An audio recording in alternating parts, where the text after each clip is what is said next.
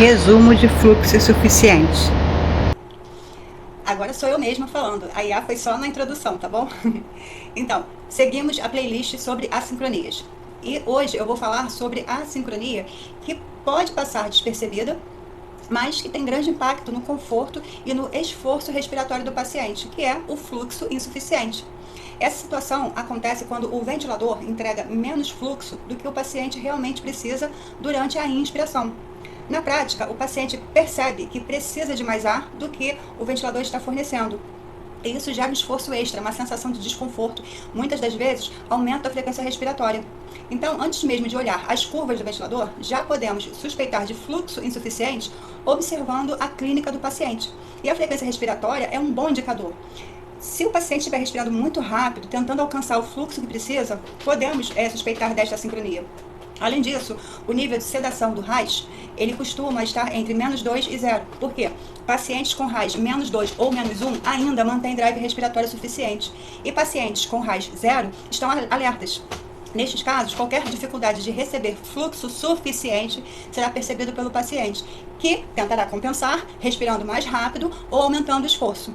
No ventilador, o fluxo insuficiente se manifesta como uma inspiração prolongada, um fluxo que cai antes do fim da inspiração, ou sensação de que o paciente precisa forçar a inspiração. No VCV, isso acontece quando o fluxo programado está muito baixo. Por quê? O volume é entregue devagar e o paciente sente que não consegue alcançar o fluxo que deseja. Então, para corrigir isso, devemos aumentar o fluxo inspiratório programado, fazendo com que o volume seja entregue mais rapidamente, acompanhando a demanda do paciente. Além disso, o trigger deve ser tornado mais sensível, ou seja, reduzindo o fluxo necessário para disparar ou tornando menos negativa a pressão de disparo, permitindo que o paciente consiga iniciar a inspiração com menor esforço. No modo PS, se a pressão de suporte estiver baixa, o ventilador entrega pouco fluxo inicial e o paciente precisa gerar esforço extra.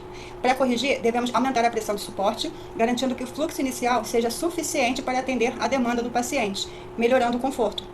Além disso, podemos aumentar a subida, o rise time, que é o tempo que a pressão leva para atingir o PINS.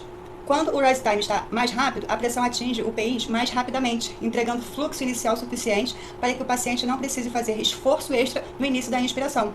Se o rise time estiver muito rápido, pode gerar desconforto. Então, o ideal é configurar de forma que o paciente sinta a inspiração natural, de forma confortável e sem esforço adicional.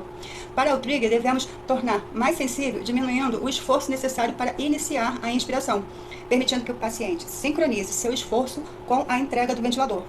E no modo PCV, mesmo que a pressão seja constante, o fluxo pode ser insuficiente se a PINS estiver muito baixa ou se o tempo inspiratório for curto. Neste caso, devemos aumentar a PINS, fornecendo pressão suficiente para gerar fluxo adequado ou prolongar o tempo inspiratório, garantindo que o volume seja entregue de forma completa.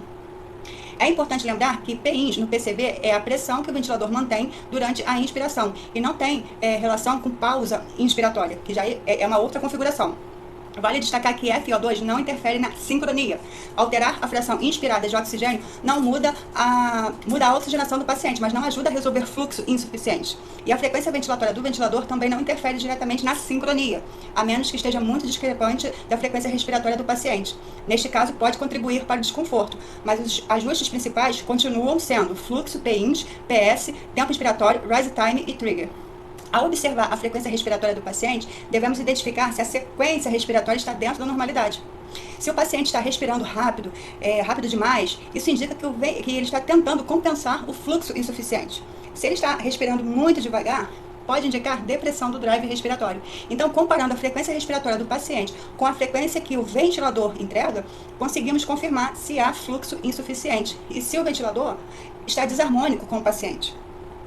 Em resumo, diante de um fluxo insuficiente, avaliamos curvas de fluxo e pressão, observamos o conforto e esforço respiratório do paciente, comparamos a frequência respiratória do paciente com a frequência do ventilador e verificamos o RAS, normalmente entre -2 e 0, e realizamos intervenções específicas. No modo VCV, aumentar o fluxo programado e tornando o trigger mais sensível. No PS, aumentamos a pressão de suporte, deixamos o trigger mais sensível e ajustamos o rise time para a pressão que ela seja entregue de forma rápida e mais confortável. E por último, no PCV, aumentamos a PINS ou prolongamos o tempo inspiratório. O objetivo é entregar volume ou pressão de forma sincronizada, sem gerar esforço extra ou desconforto no paciente.